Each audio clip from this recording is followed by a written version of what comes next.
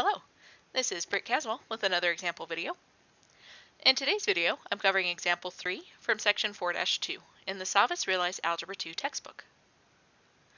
So, our focus today is to graph a function in this form where we have a linear factor divided by a linear factor.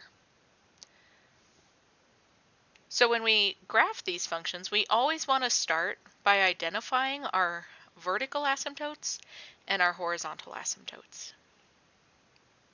So now remember, the vertical asymptote occurs where the bottom of our fraction is equal to 0.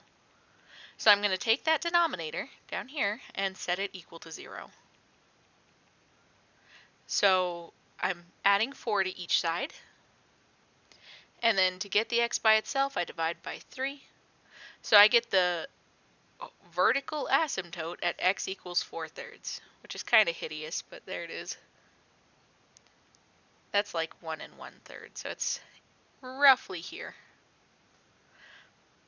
Now when graphing, it's usually good practice to kind of label what your asymptote is. That way later on, if somebody asks you a question about it, you can look at it and be like, oh yeah, it's totally this, bro. So now I'm going to check out the horizontal asymptote. So remember, what we need to do is we need to compare the degrees of our polynomials. So up here, this is a linear factor, so it has a degree 1. Down here, this is also a linear factor, so it has a degree 1. In our last video, we were discussing the 3 different cases, right? So when the degree of the numerator is less than the degree of the denominator, when it's greater than, or when it's equal to. So in this case, we have equal to degrees. So we're going to create a horizontal asymptote with the ratio of the leading coefficients.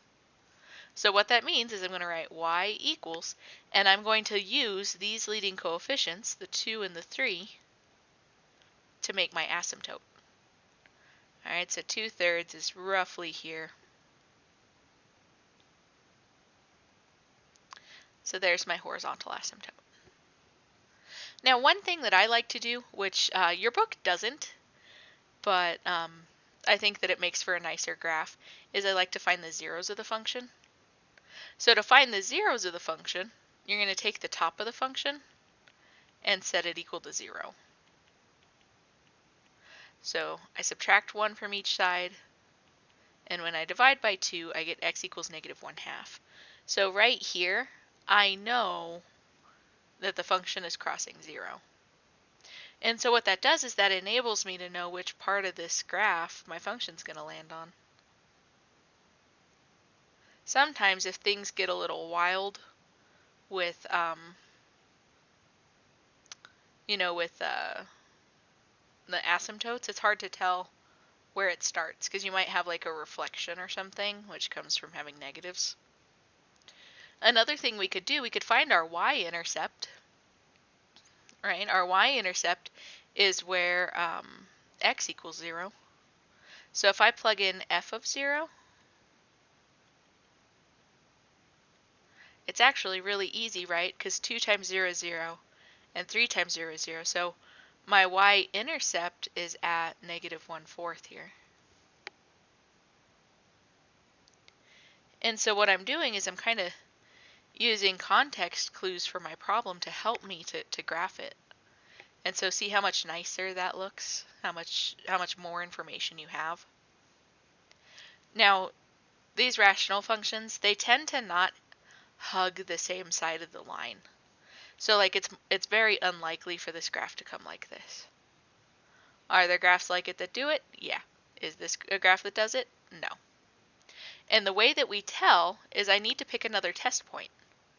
Alright, and usually we pick the test points on opposite sides of the vertical asymptotes.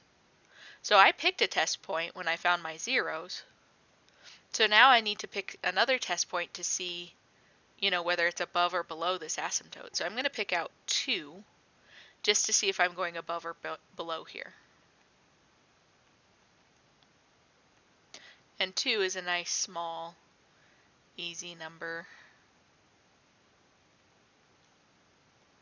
So 2 times 2 is 4, plus 1 is 5. 3 times 2 is 6, minus 4 is 2. So f of 2 is 5/2, which is about 2.5 right there.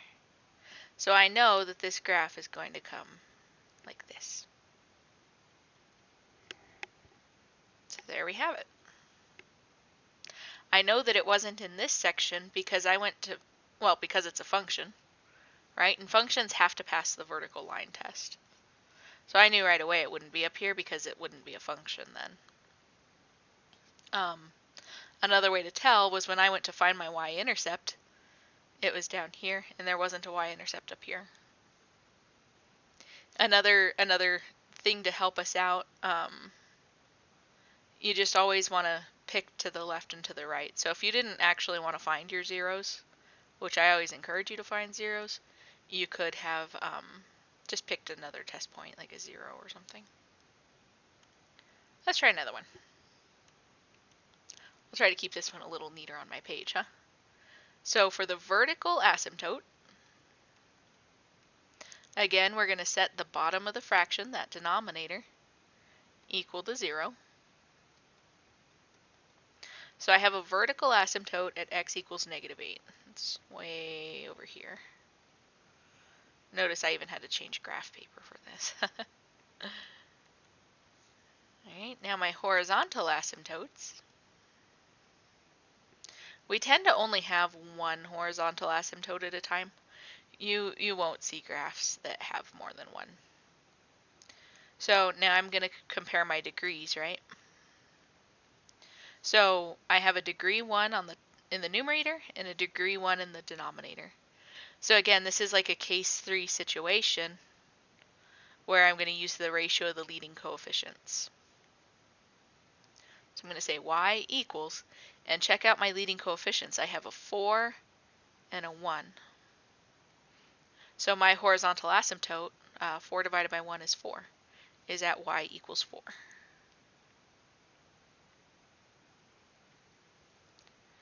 Alright, so then I go through and I want to usually find my zeros. Why? Because those are usually the part that we care about, right? So I'm going to take the top of the fraction and set it equal to 0. So here I have 4x is equal to 3. And when I divide by 4, I get x equals 3/4. So I know this is going to cross the x-axis like here. So this is going to be a very wide function, right? It's very far away from the intersection points, which is interesting to me. Now these things tend to be symmetric. So this one's going to be way out as well, but because I don't have very much graph to show you with, I'm probably going to make it hug a little closer. I also want to find my y-intercept, so I'm going to find f of 0. So I have 4 times 0 minus 3, and 1 times 0, or just 0, plus 8. So those go away, so I have -3/8 for my y-intercept, which is like there. Now remember, eventually these things do become asymptotic, right? So they approach those asymptotes. But because it's so far away, it's hard to show it. So then I would go and pick something on the other side of this vertical asymptote. I don't know, this is at -8, so maybe -9. These ones are kind of hideous because the numbers are so big. So here I'm plugging -9 into my function. 4 times -9 is -36. Minus 3 is -39. And -9 plus 8 is -1. So f of -9 is going to be a positive 39. So that's like way up there. Okay, it's going to look something like that. So notice that this graph is flipped from how you're used to seeing it, right? Usually you're used to seeing it in a shape like this. So just be aware. Let's go ahead and let's try one more. Alright, so now I'm going to find my vertical asymptote Again, by setting the bottom of the fraction equal to 0. So x minus 1 equals 0. Therefore, x is equal to 1. That's pretty friendly.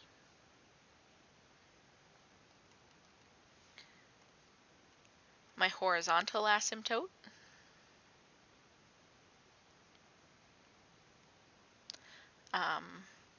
I check out my degrees, right?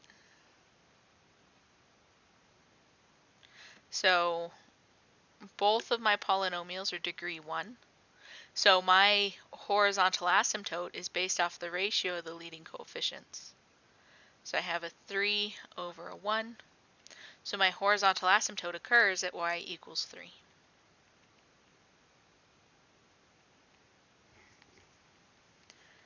All right, so then I start, finding some zeros or intercepts.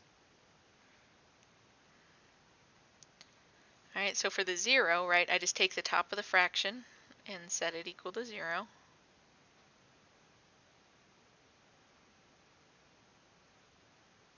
Right, because it doesn't really matter what the bottom of the fraction is as long as it's not going to be on the asymptote, because 0 divided by anything is 0. That's why I'm only doing the top part, just so you know. So then if I divide by 3, I get x equals negative 2/3. Sorry, it's a little squished there. So at negative 2/3, like right there, I know that this graph is crossing. My y-intercept is probably going to be down here between negative 1 and negative 2. I like to make it look nice though, so I actually find that y-intercept by plugging in 0. And again, it's just for precision of my graph. Most people don't really care. I guess I'm just a little crazy like that. So here those guys cancel out because they're times 0. So I have 2 over negative 1. So at 0, I have negative 2. And so now I can kind of make my graph like that, which is nice. All right, and then I need to figure out what's going on over here, like if it's down here or if it's up here. So I'm going to pick a test point on the other side. None of these are going to be really pretty, I guess, so I'm just going to pick a 2. So 3 times 2 plus 2 over 2 minus 1. I like the 2 here because it makes my denominator 1, and when you divide by 1, it doesn't change anything. So 3 times 2 is 6, plus 2 is 8, and 8 over 1 is 8. So at 2, this graph's way up here at 8, so it's going to graph like that. Probably drawn a little better, I just don't know how to draw. But there we have it. So that is how to graph the function that's written in this rational form. Until next time.